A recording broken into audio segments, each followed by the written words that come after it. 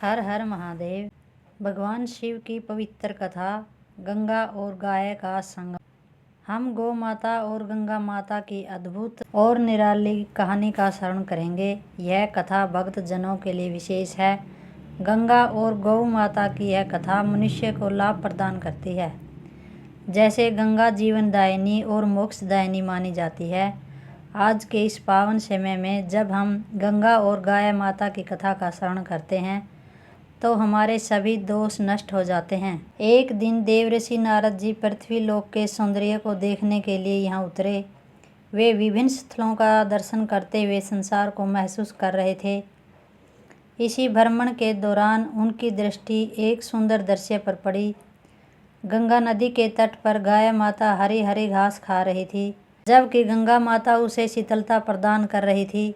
इस संयोग को देखकर नारद जी के मन में एक चंचल विचार आया, क्यों नहीं इस मौके पर गंगा और गाय की शक्तियों की परीक्षा ली जाए।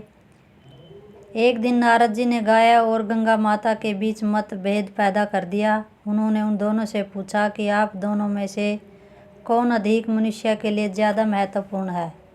गाय ने तुरंत जवाब दिया कि मैं अधिक महत्वपूर्ण हूँ, जबकि गंगा माता ने भी इस स्वर में कहा, नहीं, मैं ही महत्वपूर्ण हूँ। दोनों एक दूसरे की आलोचना करती है या शायद नहीं। इसी सोच में डूबे नारद जी गंगा माता के पास पहुँचे और उनसे प्रश्न किया, गंगा माता, क्या आप नहीं जानते कि आजकल मनुष्य आपसे ज़्यादा गौ माता को पूज रहे हैं, वह उसे अधिक सम्मान दे रहे हैं। मनुष्य मानते हैं कि गाय माता की पूजा से उन्हें 33 कोटि देवी देवताओं का आशीर्वाद मिलता है। गंगा माता नारद जी की बात सुनकर बोली, नारद, इसमें अद्भुत क्या है। हम सभी जानते हैं कि गाय माता में 33 कोटि देवी देवता निवास करते हैं। नारद जी मुस्कुराए और बोले, माँ, आप समझ नहीं रही है, मैं कुछ और कह रहा हूँ। माँ, आपको शायद पता नहीं, लेकिन गाय माता में अब अहंकार और अभिमान आ गया है। उन्हें यह घमंड है कि वह आपसे अधिक उत्कृष्ट, और वह मानती है कि उनकी क्षमताएँ आपकी क्षमताओं से अधिक है, और वह सभी मनुष्यों के संकटों और दुखों को दूर करती है। इसे सुनते ही गंगा माता का चेहरा लाल हो गया। उन्होंने कहा कि कैसे मुमकिन है कि गाय माता ने मेरे बारे में इस तरह की बातें कही है। नारद जी ने सिर झुकाते हुए कहा कि जी हाँ, मैंने स्वयं सुना है। प्रिय भक्तजनों, अब तो नारद जी यहाँ से विवाद उत्तेजित करके चले गए। फिर गंगा माता के मन में यह संशय बैठ गया कि मैं उनके प्रति शंका जाती रही हूँ और अपनी महत्व को महसूस करने लगी, और गौ माता से ज़्यादा मेरा महत्व है।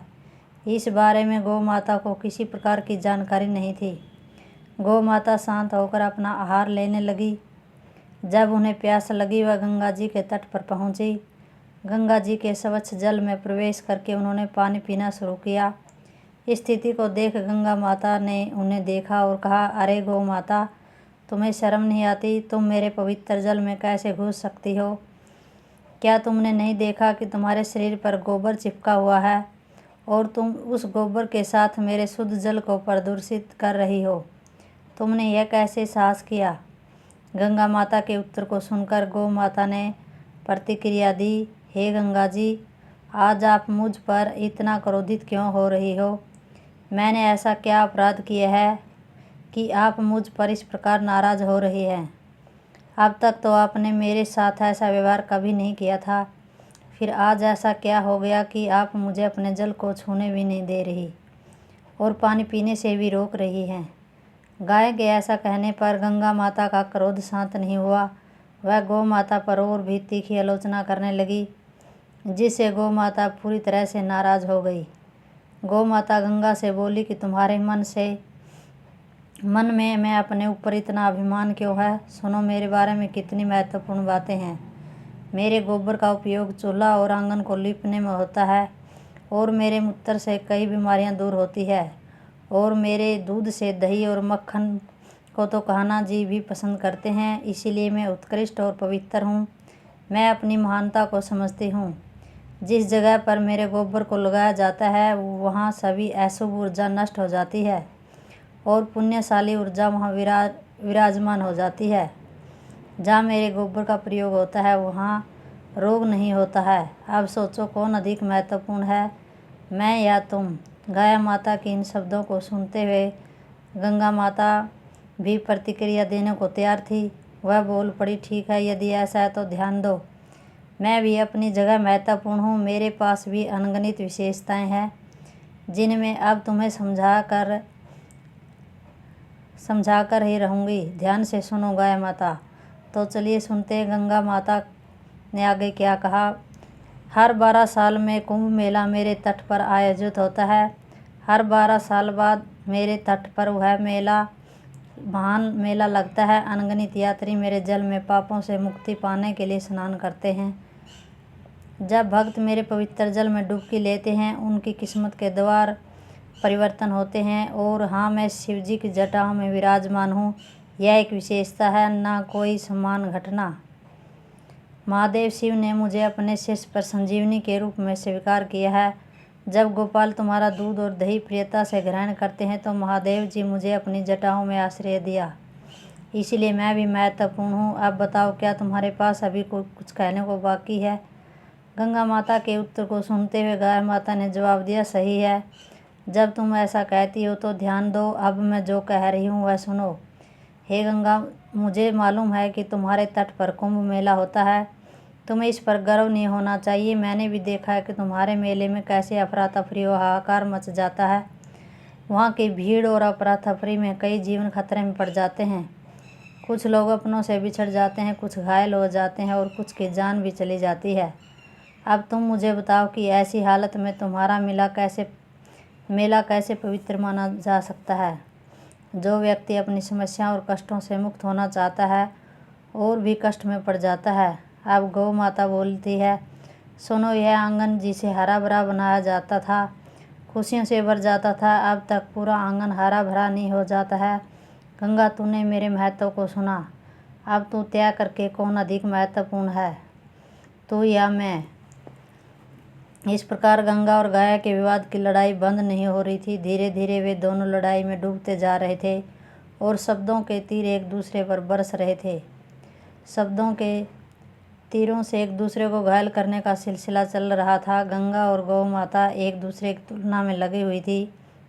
गंगा कह रही थी कि मैं बड़ी हूँ और गाय कह रही थी कि मैं बड़ी हूँ। न गाय पीछे हट रही थी और न ही गंगा जी। इस प्रकार एक दूसरे को नीचा दिखाने की कोशिश होने लगी। यह उलझन दोनों माताओं को आपस में लड़ा देती है। गाय और गंगा के विवाद की आवाज़ भगवान शिव के कानों तक पहुंची और उन्हें असमंजस में डाल दिया कि माता पार्वती जी, जो महादेव जी के पास बैठी थी, उन्होंने कहा कि हे प्रभु, मैं देख रही हूँ गाय और गंगा आपस में विवाद कर रही है। इस प्रकार माता पार्वती ने भगवान शिव से कहा। उन्होंने भगवान शिव से प्रार्थना की कि आप इस समस्या का कोई हल निकालिए। फिर वहाँ नारद जी पहुँचे। शिव जी ने कहा कि नारद, इस झगड़े का क्या हल हो सकता है? गंगा और गाय आपस में क्यों लड़ रही है? तब नारद जी ने कहा, भगवान, मैं आपसे क्या कहूँ। मेरे मन में विचार किया कि दोनों माताओं का एक परीक्षण किया जाए कि गाय और गंगा आपस में लड़ रही है या नहीं। वह एक दूसरे का सम्मान करती है या फिर मतभेद हो जाता है। परंतु हे ईश्वर, मुझे यह ज्ञात नहीं था कि गाय और गंगा इस रूप में भयंकर तरीके से टकराएंगी और एक दूसरों पर शब्दों के बाण छोड़ने शुरू कर देंगी। भगवान, मैंने तो यह देखने के लिए किया था कि उन दोनों में अब किसी तरह का मतभेद नहीं है। अब आप इस समस्या का समाधान करें, मेरी आपसे विनती है। महादेव जी बोले, नारद जी, आप तो हर जगह यात्रा करते हैं, लोगों के मन के विचारों को समझते हैं और उनमें आपस में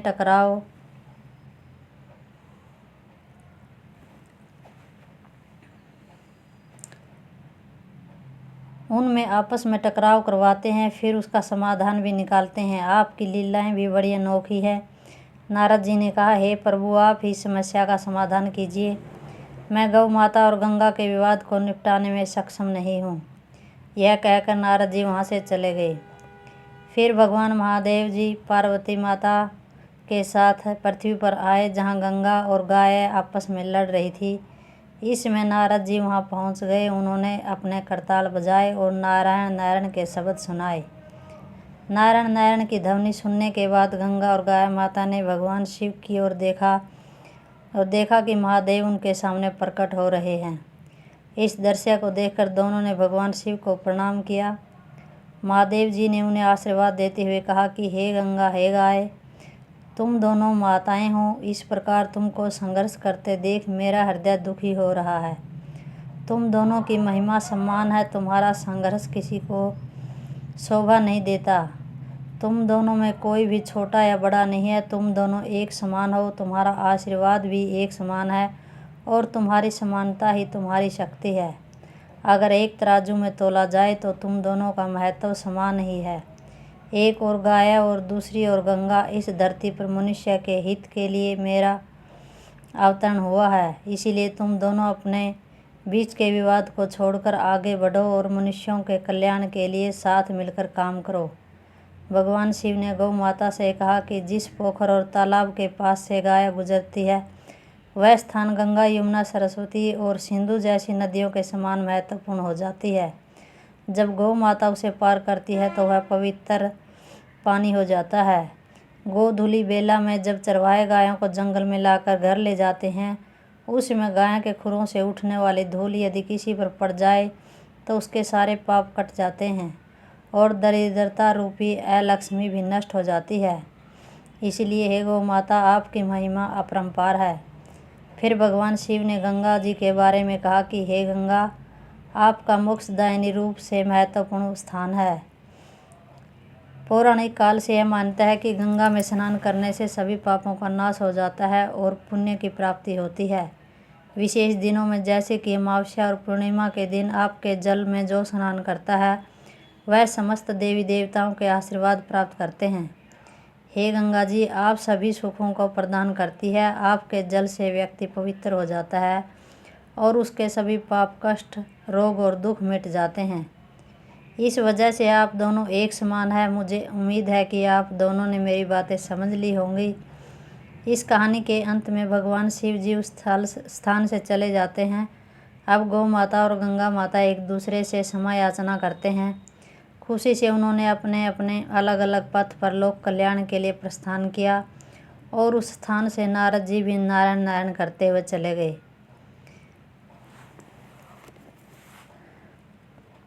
आशा है ये वीडियो आपको पसंद आया होगा। यदि आप शिव जी के निष्ठावान भक्त हैं तो कृपया चैनल को सब्सक्राइब करें, वीडियो को लाइक करें और कमेंट करें। हर हर महादेव।